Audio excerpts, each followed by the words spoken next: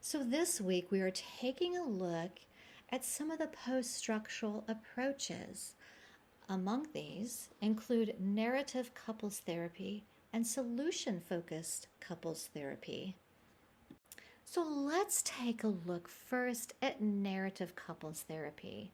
So narrative couples therapy was developed by Michael White and David Epstein, and it is rooted in a social constructionism and post-structuralism. And this approach really just views problems not as qualities that reside within individuals or couples, but as stories that have developed through language, culture, and experience. So, one of the core assumptions of this approach are that couples become stuck in a problem saturated story that shapes how they see themselves and each other. So, therapy helps them kind of reauthor or rewrite their relationship by creating alternative stories that reflect their values and their strengths and their intentions. Some of the key concepts of this approach include externalization. So, this is the problem, not the person or the relationship. The problem is just the problem. So, a lot of times we attribute the problem to the person, but in narrative couples therapy, the problem is just what it is. It's the problem, it's not the person. Um, Another key concept is dominant versus alternative narratives.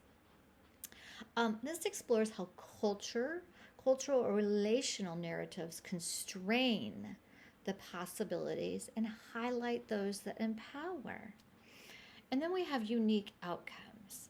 So, unique outcomes identify exceptions to the problem story that reveal the couple's resilience and preferred ways of relating. So, what we do as counselors, and we'll talk about this in a minute, we help them find those unique outcomes, those strengths, those stories.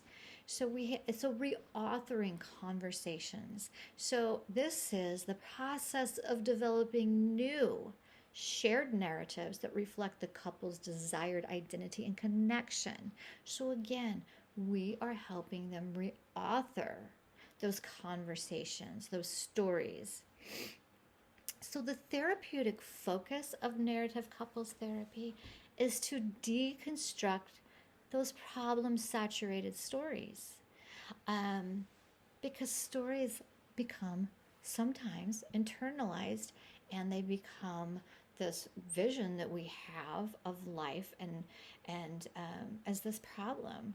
So, another focus of therapy is to externalize the issue. For example, anger or criticism, we see that now is separate from the couple. So we're externalizing.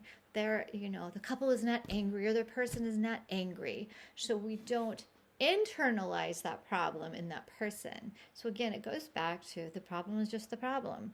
It's an external. It's not part of who that person is or part of who that couple is.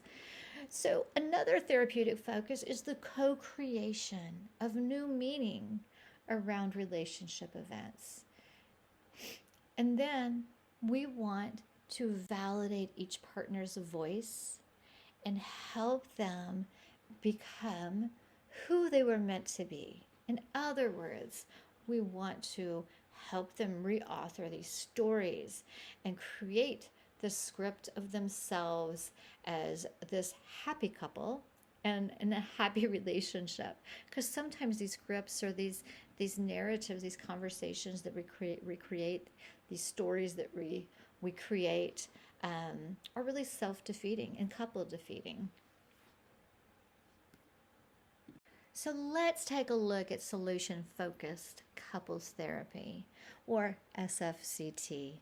So SFCT was developed by Steve DeSager and Insoo Kim Berg, and it was grounded in brief therapy and constructivism. So this approach emphasizes identifying and amplifying what works rather than analyzing what's wrong. So we're looking for solutions. We're not looking at the past. So the core assumption of this approach is that couples possess the strengths and the resources to create change, to move forward. So the therapist will help them envision this preferred future and take these small, achievable steps towards it. Not backwards, but towards it. So some of the key concepts in this approach is a focus on solutions. So there's the emphasis on future possibilities over past problems. And then the exception question. So identifying times when the problem was less severe or absence. For instance, we might ask the client, tell me a time when you didn't experience this problem. What was going on? We might ask the miracle question. We invite the couple to imagine their ideal relationship scenario. If you woke up tomorrow and had the best relationship ever, what would that look like? We even ask scaling questions that assess progress and confidence levels. And compliments reinforce the strengths of each partner and as the couple, and this helps give them hope. So we want to instill that hope in them and also continually positively reinforce their small steps that they make towards change. So the therapeutic focus in this approach is to identify goals and desired outcomes. We also want to explore the exceptions and the strengths. Remember, exploring exceptions just means asking questions about when did this problem not exist and what did that look like without the problem. We also want to build motivation and hope through a language that emphasizes success. Again, this is a strength-based, solution-focused approach. We want to build motivation. We want to encourage. So we want to encourage even those small, concrete behavioral changes that move the couple towards their vision. So when a couple starts focusing or dwelling on the past, the counselor in this approach redirects them towards a future focus. Now, admittedly, I'm not a big fan of solution-focused couples therapy and individual therapy, especially when that's the sole approach, when there's no integration.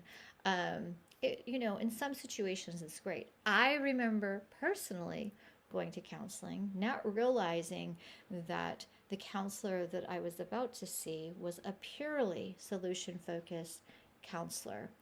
And I had stuff I wanted to work on, a bunch of stuff from the past that I really needed to process. I was ready to lay it all out there. I was feeling, I had reached that point of feeling like I just need to get it out there.